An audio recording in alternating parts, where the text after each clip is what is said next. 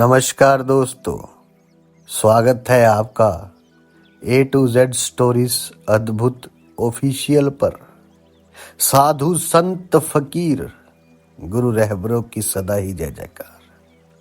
भैरव विज्ञान तंत्र सूत्र विधि 44वीं ध्वनि संबंधी 8वीं विधि।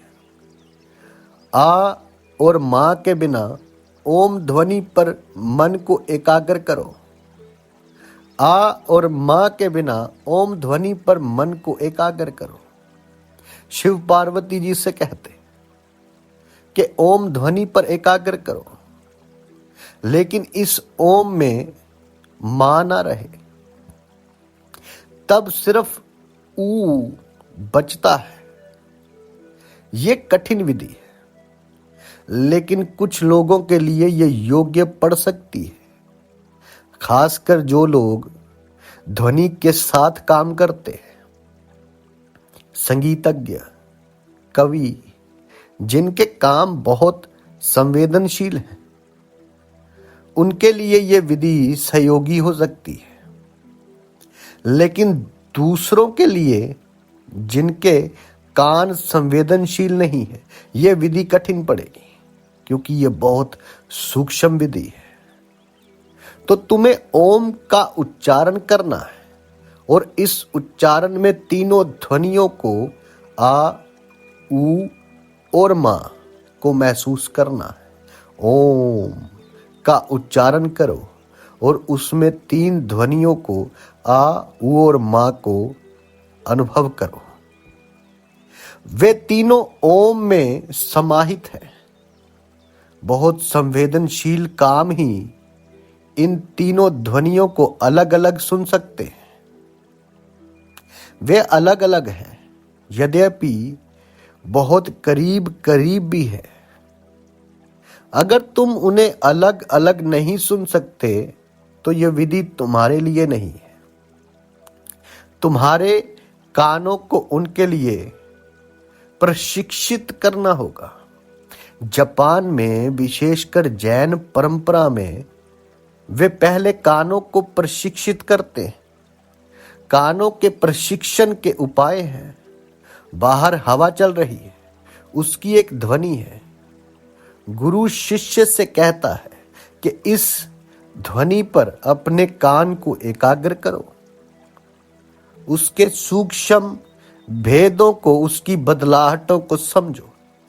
देखो कि कब ध्वनि कुपित है और कब उन्मत्त, कब ध्वनि करनावान है और कब प्रेमपूर्ण है, कब वे शक्तिशाली है और कब नाजुक है। ध्वनि की बारीकियों को अनुभव करो। वृक्षों से होकर हवा गुजर रही है, उसे महसूस करो। नदी बह रही है, उसके सूक्ष्म भेदों को पहचानो। और महीनों साधक नदी के किनारे बैठकर उसके कल कल स्वर को सुनता रहता है। नदी का स्वर भी भिन्न भिन्न होता है, वे सतत बदलता रहता है। बरसात में नदी पूर पर होती है, बहुत जीवंत होती है, उमड़ती होती है। उस समय उसके स्वर भिन्न होते हैं और गर्मी में नदी ना कुछ होती है, उसका कलकल भी समाप्त हो जाता है। लेकिन अगर तुम सुनना चाहो तो वे सूक्ष्म स्वर भी सुना जा सकता है। साल भर नदी बदलती रहती है और साधक को सजग रहना पड़ता है। हरमन हेस के उपन्यास सिद्धार्थ एक माजी के साथ रहता है। नदी है, माजी है और सिद्धार्थ है। उनके अतिरिक्त और कोई नहीं। और माजी बहुत शांत व्यक्ति है। वे आजीवन नदी के साथ रहता है। वे इतना शांत हो गया है कि कभी कभार ही बोलता है। और जब भी सिद्धार्थ अकेलेपन महसूस करता है, माजी उससे कहता है कि तुम जाओ नदी के किनारे और उसकी कलकल ध्वनि को सुनो। मनुष्य की बकवास की बजाय नदी को सुनना बेहतर है। और सिद्धार्थ धीरे धीरे नदी के साथ लयबद्ध हो जाता है और तब उसे नदी की भाव दशा का बोध होने लगता है। नदी की भाव दशा जो है वो बदलती रहती, कभी वह मैत्रीपूर्ण है और कभी नहीं, कभी वह गाती है और कभी रोती चीखती है, कभी वह हंसती है और कभी उसे उदासी घेर लेती है। और सिद्धार्थ उसके सूक्ष्म से सूक्ष्म भेदों को पकड़ने लगता है। उसके कान नदी के लिए लयबद्ध हो जाते हैं। तो हो सकता है आरंभ में तुम्हें यह विधि कठिन मालूम पड़े, लेकिन प्रयोग करो, ओम का उच्चार करो और उच्चार करते हुए ओम की ध्वनि को अनुभव करो। इसके 3 ध्वनियों सम्मिलित ओम 3 स्वरों का समन्वय ही है। और जब तुम इन 3 स्वरों को अलग अलग अनुभव कर लो तो उनमें से आ और मां को छोड़ दो, तब तुम ओम नहीं कह सकोगे, क्योंकि आ निकल गया, मां भी निकल गया। तब तुम ओम नहीं कह सकोगे, क्योंकि आ निकल गया, मां भी निकल गया। तब सिर्फ ऊ बच रहेगा। क्या होगा? मंत्र असली चीज नहीं, असली चीज ओम नहीं और ना उसको छोड़ना है। असली चीज तुम्हारी संवेदनशीलता है। पहले तुम 3 ध्वनियों के प्रति संवेदनशील होते हो, जो कठिन काम है। और जब तुम इतने संवेदनशील हो जाते हो कि तुम उनमें से 2 स्वरों को आ और मां को छोड़ सकते हो, तो सिर्फ बीच का स्वर बचता है। और इस प्रयत्न में तुम्हारा मन विसर्जित हो जाता है। तुम उसमें इतने तल्लीन हो जाओगे, उसके प्रति इतने अवधान से भरे जाओगे, तुम इतने संवेदनशील हो जाओगे कि विचार विसर्जित हो जाएंगे। और अगर तुम सोच विचार करते हो तो तुम स्वरों के प्रति संवेदनशील नहीं हो सकते। ये तुम्हें तुम्हारे सिर से बाहर निकालने का परोक्ष उपाय है। बहुत सारे उपाय प्रयोग में लाए गए हैं और वे बहुत सरल प्रतीत होते हैं। तुम्हें आश्चर्य होता है कि इन सरल उपायों से क्या हो सकता है, लेकिन चमत्कार घटित होता है, क्योंकि वे उपाय परोक्ष हैं। तुम्हारे मन को बहुत सूक्ष्म चीज पर स्थिर किया जा सकता है। इस प्रयत्न में सोच विचार नहीं चल सकता। तुम्हारा मन खो जाएगा और तब किसी दिन अचानक तुम्हें इस बात का पता चलेगा और तुम चकित रह जाओगे कि क्या हुआ। जैन में कोआन का पहेली का प्रयोग होता है। एक बहुत प्रचलित कोआन है जो नए साधकों को दिया जाता है। उन्हें कहा जाता है कि 1 हाथ की ताली सुनो। अब ताली 2 हाथों से बजती है, लेकिन उन्हें कहा जाता है कि 1 हाथ से बजने वाली ताली को सुनो। किसी जैन गुरु की सेवा में एक लड़का रहता था। वे देखता था कि अनेक लोग आते हैं, गुरु के पैर पर सिर रखते हैं और कहते हैं कि हमें बताएं कि हम किस पर ध्यान करें। गुरु उन्हें कोई कोआन दिया करते थे। वे लड़का गुरु के छोटे मोटे काम कर दिया करता था। वे उसकी सेवा में था। उसकी उम्र 9 साल की रही होगी। रोज रोज साधकों को आते जाते देखकर वे भी एक दिन बहुत गंभीरता के साथ गुरु के निकट गया और उसके चरणों में सिर रखकर निवेदन किया कि मुझे भी ध्यान करने के लिए कोआन दे। गुरु हंसा, बहुत हंसे, लेकिन लड़का गंभीर बना रहा। तो गुरु ने उसे कहा कि ठीक है, 1 हाथ की ताली सुनने की चेष्टा करो और जब सुनाई पड़ जाए तो आकर मुझे बताना। लड़के ने बहुत प्रयत्न किया। रात भर उसे नींद नहीं आई। कुछ दिनों बाद वे आकर कहता है, मैंने सुन लिया।